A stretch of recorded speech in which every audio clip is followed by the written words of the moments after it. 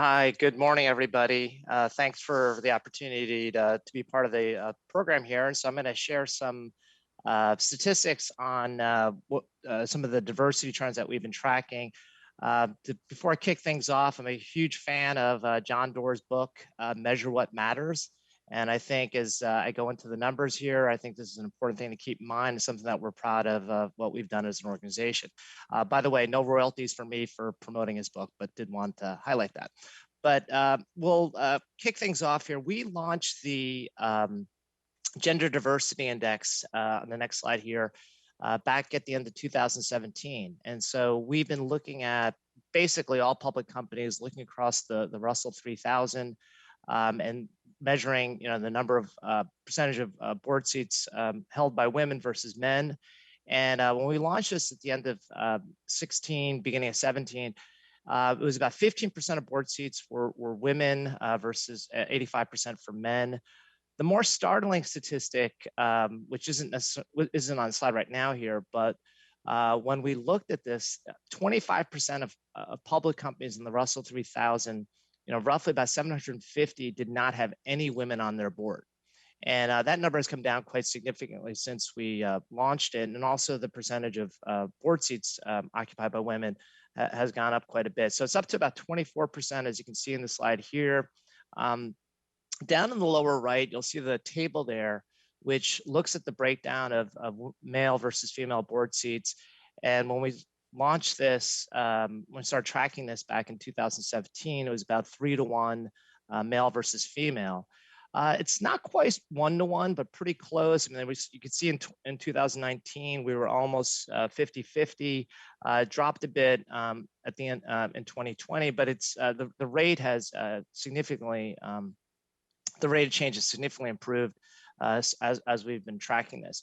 The other thing I wanted to point out is when we started this at the end of 17, the parity rate, we would have achieved that in 2055. So at the 27% refreshment rate, it was going to take about 30 years or so to achieve parity. The good news here is you can see that we're going to achieve parity much sooner, so 2032. And frankly, we could probably get there even faster as long as we continue to improve upon these numbers. And no surprise, a lot of things have changed over the last couple of years with focus from the institutional investor community and also legislation here in California and in other parts of the country. So we'll go to the next slide. We're going to take a deeper dive here in California. As you can see in the, and this is coming from the California Partners Project. It's been great partnering with KPMG, LCDA, and others on this study. If you can go to the California Partners Project website to download a full copy, you can come to our website. KPMG could get your copy. It may even be available here in the WCD materials. But as you can see, when going back a couple of years ago, California was roughly about in line with the rest of the Russell 3000. Now we're doing better than the rest of the country at 26.5%. So down below, there's about 650 companies here public companies here in California. 38% are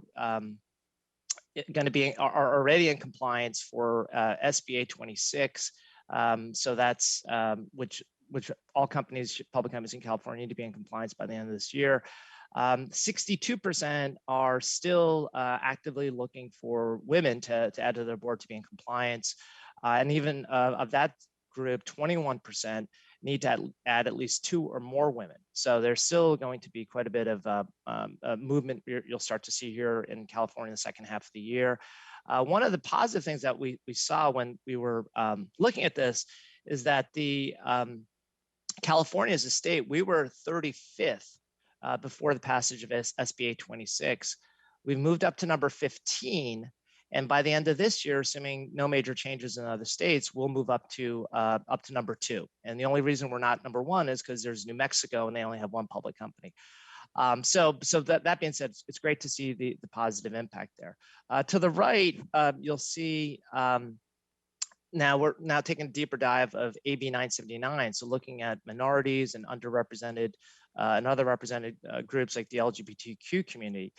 As you can see, as a breakdown of the ethnic breakdown and the representation on boards for Latino, Asian, Black, we're behind the rest of the state.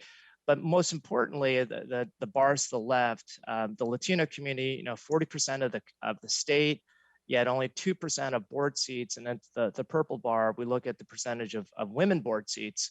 As you can see, that in each case, the women board seats within the representative ethnic groups are still not quite at parity there.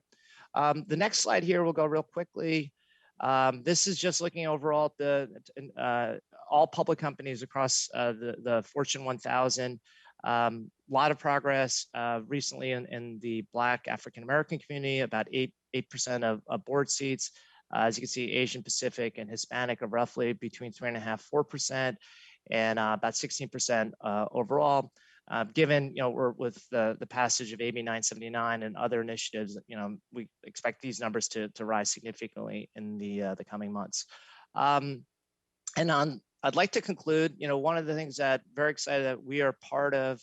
The next slide here, and many thanks to Susan and to the WCD community for your support of helping to publish these results. And we've, as part of what we have built out is the Equilar Diversity Network. And so there are 45 organizations that we're working with, including NASDAQ and Adina and the team there, to make it, it's not a supply issue. I don't need to tell this audience here, and we want to make it really easy with a digital solution to help companies who are seeking diverse candidates, to make it really easy and for them to be able to source their candidates.